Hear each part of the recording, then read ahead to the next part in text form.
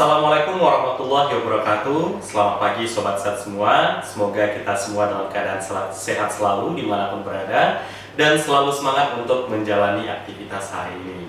Bertemu lagi dengan saya, Romeo Ronaldo, dalam podcast Dinkes Muba Bongens, obrolan generasi milenial sehat.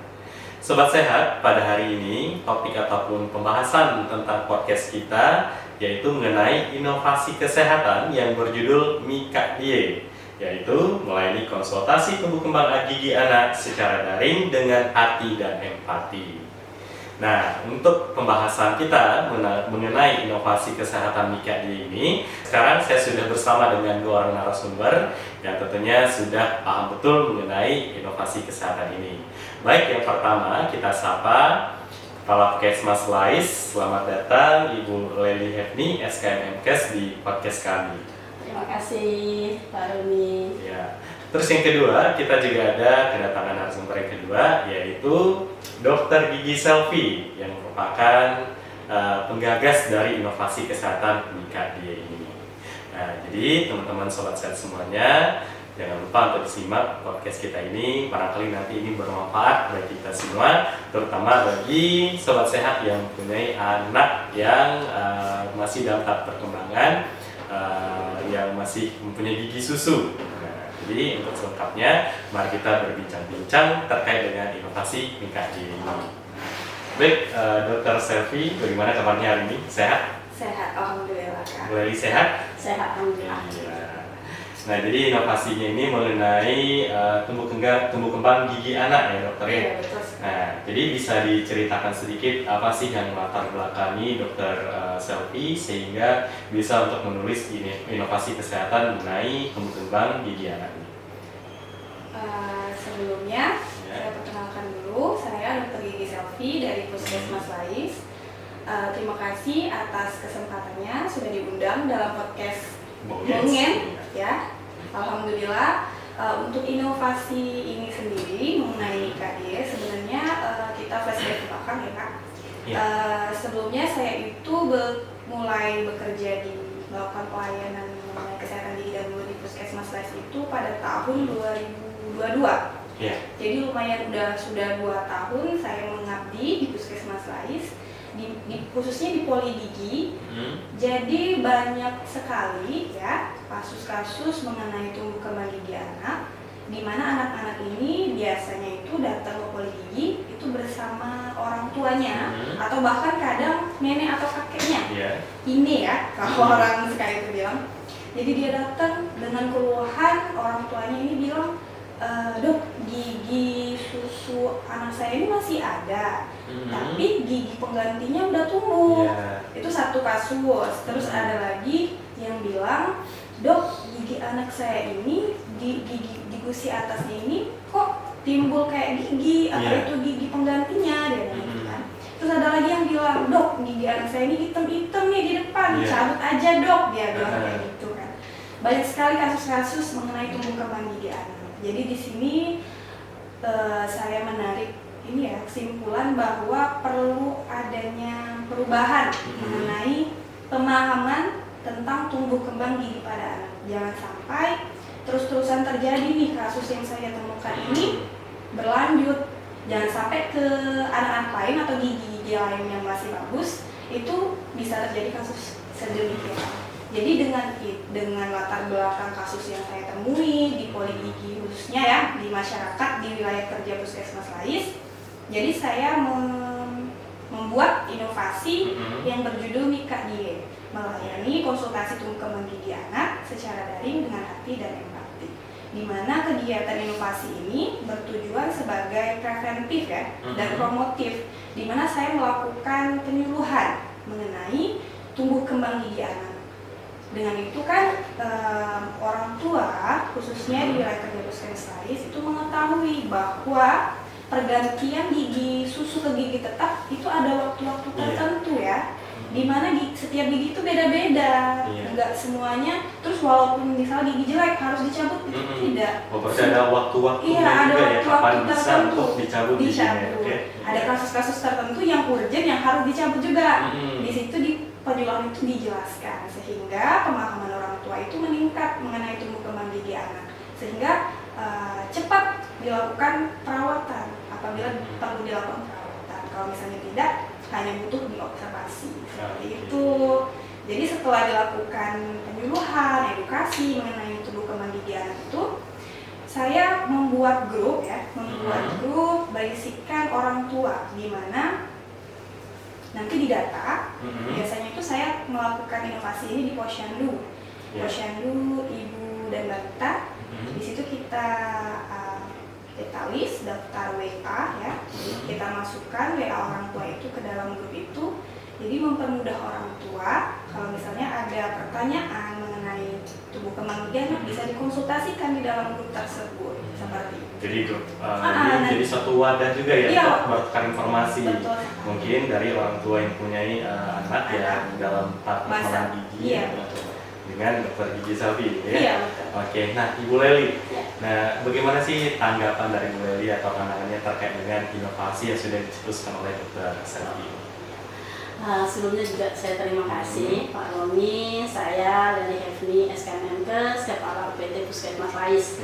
Yang dalam hal ini ada Dr. Gigi Selvi yang beliau berinovasi dengan Mika Die. Sebenarnya tanggapan tentang inovasi inilah tujuannya Pak Romi. Saya pengen seluruh pegawai itu yang memegang program atau pelayanan khusus berinovasi untuk bisa meningkatkan pelayanan, meningkatkan pelayanan sehingga goalnya itu yang masyarakat sehat lah, mulai dari remaja, ibu hamil, bayi, balita dan sampai lansia bahkan sampai meninggal. Itu sih tujuan. Jadi kalau saya menyambut baik pertama Dr. Selvi mengatakan ada inovasi, wah itu senangnya minta ampun.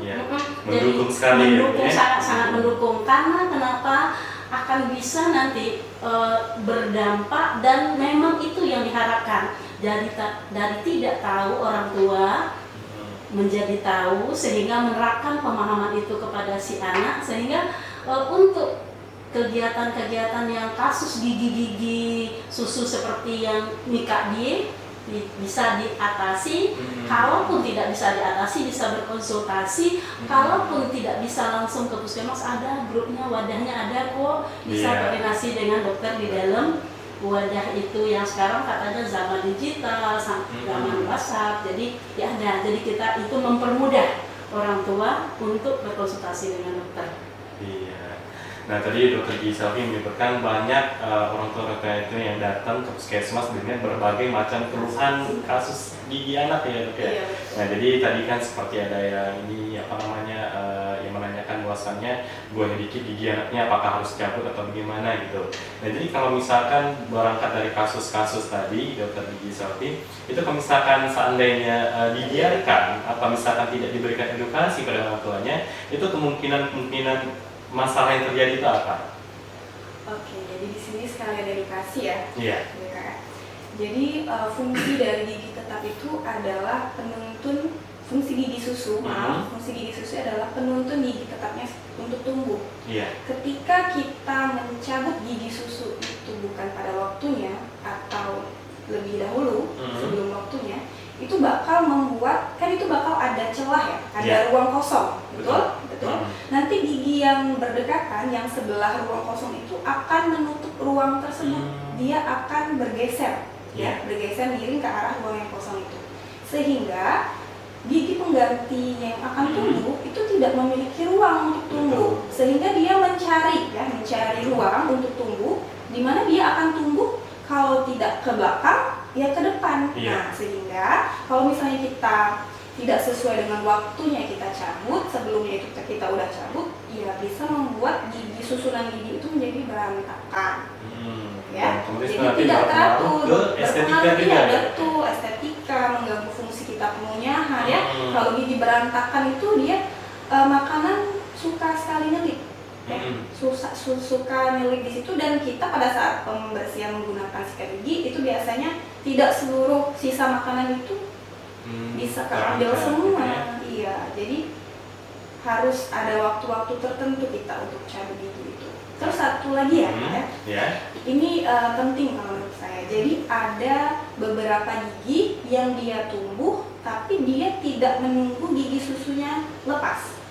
Jadi kebanyakan orang tua mengira bahwa gigi itu adalah gigi susu. Gigi susu. Karena dia pikir gigi yang ini belum ada yang lepas gigi susunya, padahal itu sudah gigi tetap. Gigi tetap. Iya gitu ya? betul. Jadi dia tidak menunggu gigi susunya lepas. Berarti tumpang tindih jadinya dok, gitu ya? Tidak, dia tumbuh di belakang gigi susu. Oh iya. Jadi kan gigi susu itu di depan jumlahnya 10 ya, yang bawah 10, yang atas 10. Jadi dia tumbuh posisinya di paling belakang gigi susu. Dia tidak menunggu gigi susu itu lepas. Nah itu sekali yang sering miss sama orang tua. Jadi dipikirnya itu masih gigi susu kok. Iya. Nah kebanyakan pasien itu datang dia bilang berlubang dan sakit. Pas kita lihat, oh maaf bu, ini giginya udah gigi tetap, bukan gigi susu lagi. Pemikiran orang tua bahwa gigi tersebut masih gigi susu. Oke. Nah terus satu pertanyaan penting nih dok. Kapan waktu mencabut gigi yang tepat itu? Oke, jadi setiap gigi itu berbeda Kak. Iya. Gigi itu ada banyak macamnya ya. Iya. Ada gigi seri, kalau di kedokteran gigi itu bilangnya gigi incisivus, incisivus sentral, incisivus lateral, gigi caninus. Gigi caninus itu kalau kita sering itu gigi taring ya, gigi taring itu gigi caninus. Terus ada premolar. Premolar itu bahas kitanya geraham kecil ya, geraham kecil. Kalau geraham besar itu kita sebut molar, premolar dan molar. Nah yang gigi yang paling ujung tadi itu molar, yang tidak nunggu gigi susunya itu dicabut, itu gigi molar. Nah itu sering miss.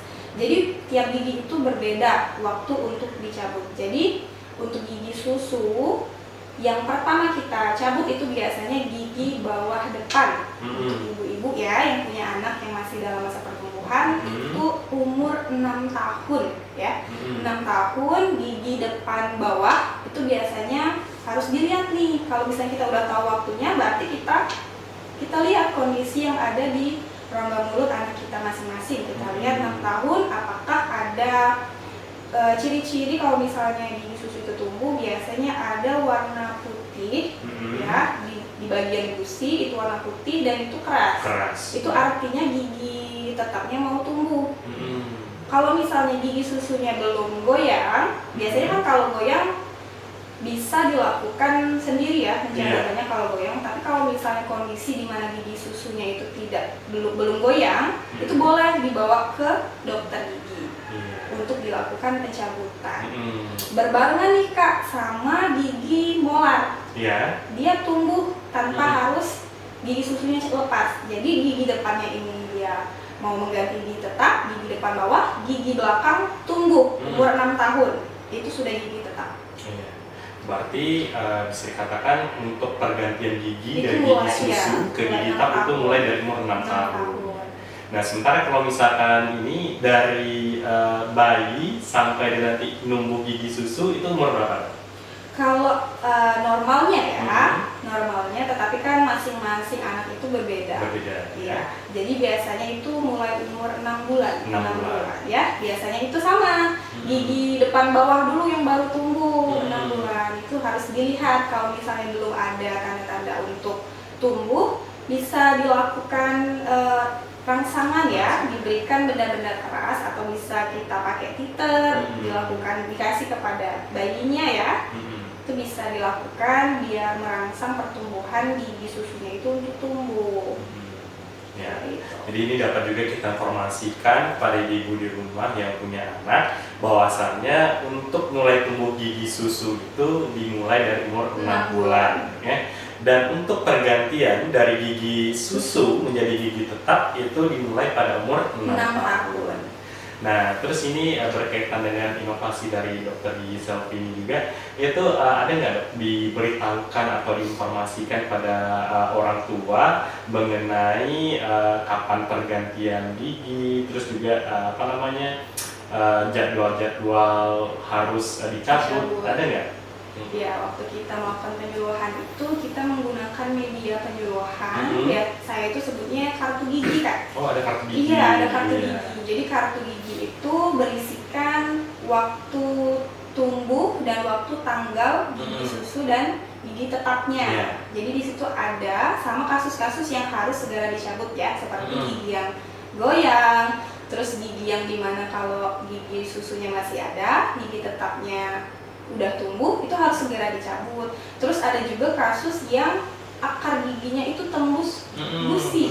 Ya? Iya, itu biasanya dalam kedokteran gigi kita sebut dengan ulcus decubitus. Jadi itu harus segera dicabut karena akar yang tembus di gusi itu bisa bisa melukai bibir.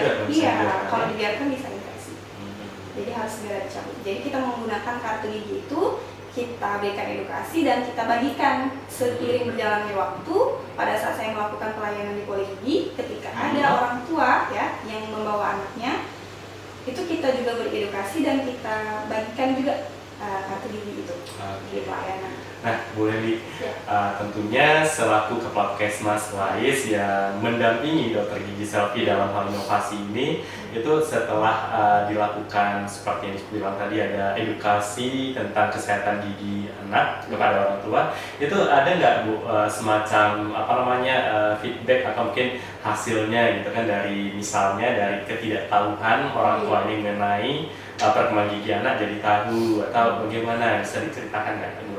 Oh iya, sebenarnya Pak Romi, kalau inovasi dokter, memang tujuan yang pertama itu berinovasi itu bukan untuk memang untuk mencapai derajat kesehatan tadi. Jadi tapi beliau dari awal, dari latar belakang, beliau konsultasi. Jadi, Bu, ini dengan latar belakang ini bisa nggak Bu kita seperti ini? Oh saya oke, bisa. Jadi beliau kayaknya teratur loh sampai ini. Jadi dibandingkan itu sebelum dilakukan ini penyuluhan, belum dilakukan transfer ilmu dari dokter selfie itu dilakukan dulu pretest. Oh, ada pretest post-testnya? Iya, ada pretest dulu. Jadi dengan kemudian dikasih tuh penyuluhan.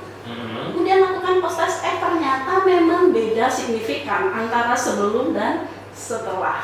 Jadi dari situ, jadi kalau sekarang saya lihat, saya sering juga mantau-mantau tuh kalau dokter lagi ada pasien, terutama pasien anak, saya lihat, oh dokter lagi, jadi ibunya udah tahu ini udah ganti dulu. Oh berarti itu manfaatnya yang terasa ya bagi saya. Terus dari grup WA-nya juga bisa dipantau. Oh ini dok, ini kalau seandainya nggak perlulah kegiatan emergensi yang harus ke puskesmas, itu cukup di WA aja, dokter udah kasih. Yang lain juga dengar. Oh begitu, nanti saling salut lah di situ. Nah itulah caranya bagi. Jadi sangat terasa, sangat ada beda antara belum mendapatkan edukasi dengan setelah mendapatkan edukasi. Nah ini yang kami rasanya ya syukur alhamdulillah, mudah-mudahan setelah ini juga ada inovasi-inovasi. Kalau sekarang untuk bayi dan balita, mungkin kedepannya ibu hamil, lansia dan lain-lainnya seperti itu kita tunggu dari dokter Selfie-nya. Nah terus dokter Selfie, pengalaman mungkin ada pengalaman yang unik atau menarik selama menjalankan inovasi ini, itu bisa diceritakan juga nggak? Iya, jadi waktu saya kebanyakan sih nemuinnya di Poli ya. Iya. Yang paling itu sih yang sebenarnya agak kerasa kalau saya sebagai dokter gigi sih sedih ya. Kalau misalnya ibu datang dengan kondisi gigi anaknya itu udah parah, yang udah ada keluhan sakit, berlubang.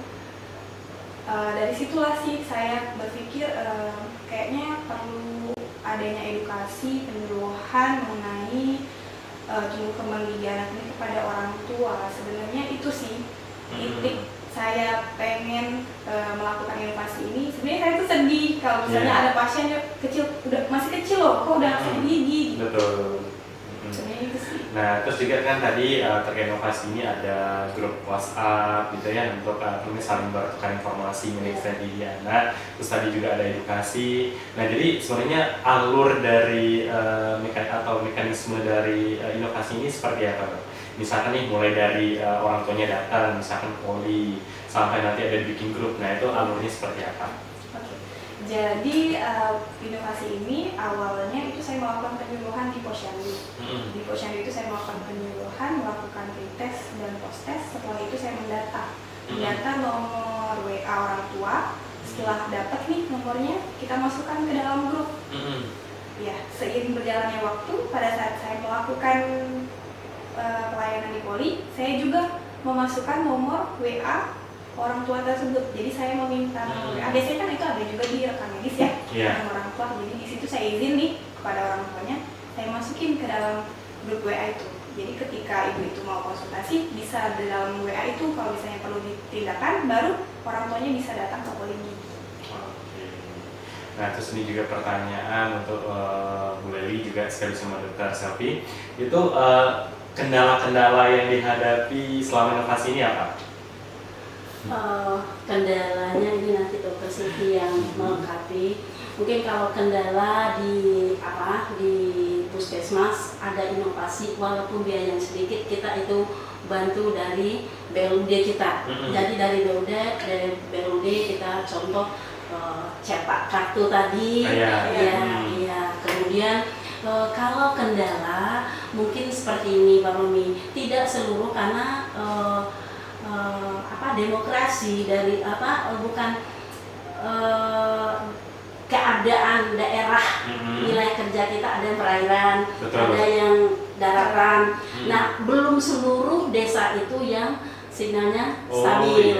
Jadi tidak ada daring daring karena kita untuk membantu, tetapi ada seluruh juga. Kemudian kebanyakan orang tua mungkin karena memang nenek juga gaptek lah, jadi kalau ini juga enggak ini itu yang mungkin jadi masalah. Tapi kalau orang tua yang punya anak bayi itu sekarang umumnya udah orang yang zaman milenial lah ya, jadi enggak lah terlalu gaptek. Tapi itu tadi di satu sisi dia punya nih alatnya, handphone, smartphone-nya, tetapi di sisi lain mungkin di desanya enggak full, tidak didukung oleh sinyal yang bagus ya. Jadi setiap ada keluhan mau ini mungkin nggak bisa langsung mungkin itu. Tapi kalau untuk di puskesmas kita berusaha sekarang Pak Romi melengkapi, pelan-pelan melengkapi, karena kita sudah BLUD pelan-pelan. Kalau dari RUK dokter juga sampaikan ini harus ada nih, kita berusaha penuhi untuk bagaimana supaya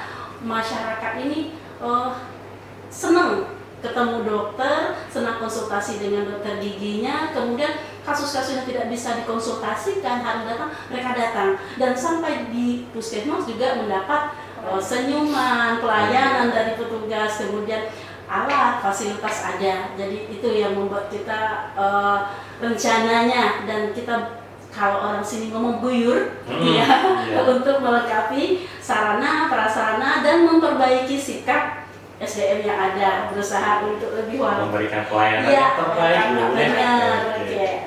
Dokter Gigi Selvi ada tambahan mungkin?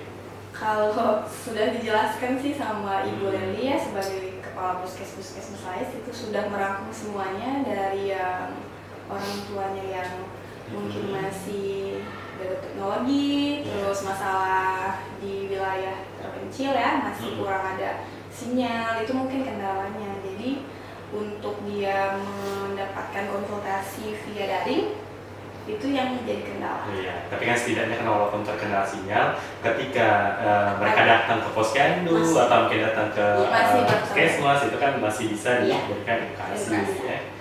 Juga waktu itu dokter senangan lagi, dokter kan juga ikut ke lapangan, jadi ke sekolah, ke PAUD, ke segala macam, jadi langsung ketemu dengan si anak. Nah, ini dipesankan juga dengan gurunya, jadi udah mulai inilah jadi berarti penyampaian informasi itu tidak hanya pada orang tua, kita juga bisa menyasar ke guru-gurunya. Karena bagaimanapun kan terkadang kan kalau anak-anak itu terutama usia sekolah itu kan kadang kan lebih mempercayai apa yang disampaikan oleh gurunya. Jadi memang yang dideketin itu selain orang tua, gurunya juga. Mau nambahin juga. Betul kata Ibu Leli, saya kan melakukan screening tuh, kegiatan program UKS, Usaha Kesehatan Sekolah. Jadi di situ saya melakukan screening. Ketika saya menemukan kasus mengenai tumbuh kembang anak yang perlu dilakukan tindakan, saya konfirmasi kepada gurunya dan kepada kepala sekolahnya. Di situ saya tulis nama-nama siswanya bahwa perlu dilakukan pemberitahuan kepada orang tuanya bahwa nama-nama siswa tersebut perlu dilakukan tindakan. Dan sudah berlanjut ketika siswanya itu datang sudah membawa surat seperti surat rujukan surat rujukan sudah resmi dari sekolah dibawa ke ini, berarti kami tahu ini siswa kemarin yang kami screening, sudah ada tindak lanjutnya gitu. Jadi dilakukan pencabutan pada saat datang ke poli gigi. Nah, terus harapan kedepannya dari inovasi ini apa, Dok? Harapannya untuk seperti ini kan hubungannya dengan orang tua ya. Jadi harapannya bahwa orang tua itu harus peduli ya mengenai kesehatan gigi dan anaknya ya, gigi anaknya, sehingga kesehatan gigi anaknya itu bisa tumbuh dengan normal ya. Terus juga harus lebih aware kondisi-kondisi atau kasus-kasus gigi yang seperti apa yang harus segera dilakukan tindakan, itu harus segera dibawa ke dokter gigi. Oke, pokoknya kalau misalkan ditemukan padanya itu sudah ada gejala-gejala yang mengarah ke perkembangan gigi itu dirasa nih itu lebih cepat lebih baik dibawa ke puskesmas gitu. Ya, pencegahan itu lebih baik ya, preventif. Oke, kalau dari mulai sendiri harapan atau himbauan mungkin kepada masyarakat terutama ya orang tua yang punya anak yang masih dalam perkembangan gigi susu gitu menuju gigi tetap gitu apa jadi yang pertama harapan saya untuk dokter gigi dan juga perawat gigi dan juga untuk masyarakat. Kalau untuk dokter gigi, saya terima kasih banyak udah ada inovasi ini sudah bisa memberikan informasi, edukasi kepada masyarakat kita sehingga bisa masyarakat untuk merubah pola ya yang sepertinya tadi tunggu aja lah sampai dia lepas, nggak begitu rupanya.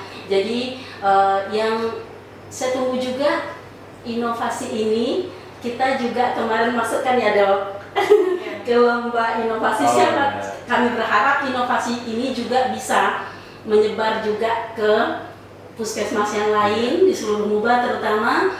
Kemudian kita juga mendapatkan mungkin sebagai bonusnya ya, mungkin itu. Kemudian kita tunggu juga dari Dr. Sylvie seperti yang saya katakan tadi, inovasi setelah anak ini ada lagi nih usia-usia yang perlu diperhatikan. Nanti anak terperhatikan, ibu hamilnya belum, usia produktifnya belum, karena kita ILP sekarang lansianya belum. Nah seperti itu, jadi kita tunggu inovasi dari dokter yang berimbas untuk meningkatkan kesehatan masyarakat.